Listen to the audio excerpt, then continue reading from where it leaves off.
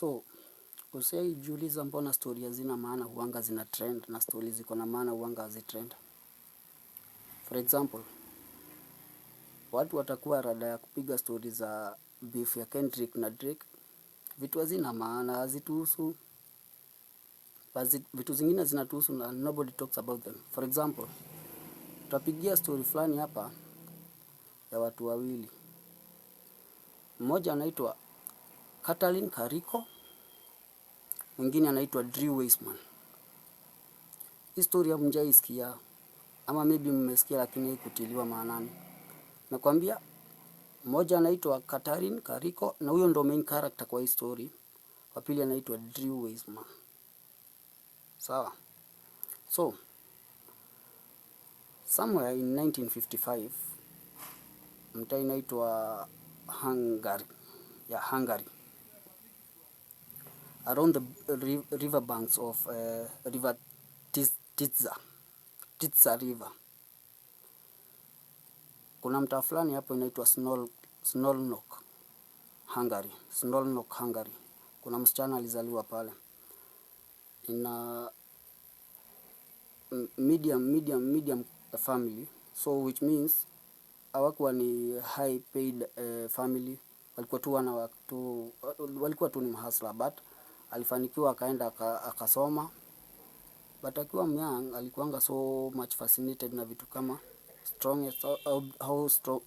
smallest objects zinaweza affect venye mse life ya wase, health and stuff.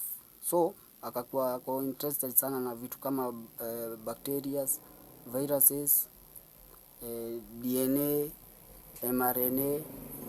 So akagraduate, I think it's something to do with sijui ni aligraduate, sijui, I think something with virology. Na akakuwa anafanya research ya venye how you can use messenger ribonucleic acid mRNA to stop viruses, because viruses zinakuanga very dangerous.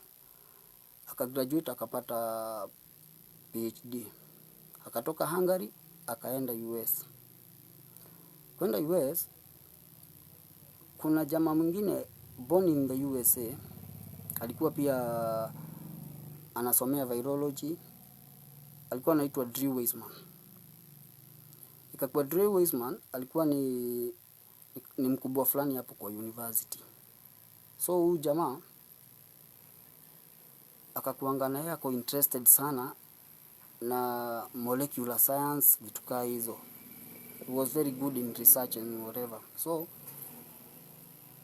juu ude mwingine anaitwa Katalin. Katalin alikuwa anafanya research ya mRNA. But it came to her surprise that wenye walikuwa in charge ya kufanya funding kwa research ya vitu kama hizo, the scientific community, hawakuwa rada yake, hawakuwa wanamtakia. Like they didn't like her ideas. So wakamdemote. Ile position yenye alikuwa wakamdemote, akarudi chini. So akiwa amerudi chini ndo akapatana na Drew Weissman. Akamwambia wewe unajua ni aje? Mimi 10 years prior nilikuwa nafanya research ya venye unaweza tumia mRNA kuadminister vaccine. So hiyo ni story ya kutoka 1955 to kitu 1987. Sasa toka hapo to the future. 2019 December, COVID-19 became a pandemic. Hatujai kuwa na virus kama hiyo. But remember, kuna dema anaitwa Katalin Kariko, alikuwa anafanya research. And somehow, ushaikutana wale viongozi wenyewe, yes ni kiongozi but ako rada ya kusaidia mtu mwenye ako down. That is Drew Weissman. Akamsikizanga Katalin. So 2020, they started buying the idea of Katalin Kariko. Kumbe, from nowhere, unaweza kuwa na idea inaweza saidia dunia. Turns out, it was not only an idea. Ni kitu kweli, Katalin Kariko, she really worked us on that. So wakaitwa na makampuni kubwa kubwa, you guys know it, ma big pharma, kina Jacobs and Jacobs, sijui nini, Pfizer, wakapewa funding, wakaanza hiyo research. And guess what? The lady, the woman nobody spoke of, wenye walimfanya mpaka wakamdemote, she discovered how to control COVID-19 using her formula. Catherine Kaliko and Drew Weissman, those two heroes, wao ndio walifanya COVID-19 iishe. Wao ndio walikam na vaccine, na of course that was the cure. That's everything we were searching for. So if you are wondering, how did coronavirus end? It is because of Catherine Kaliko from Szolnok, Hungary, and Drew Weissman from the USA. Those are the heroes we should be saluting.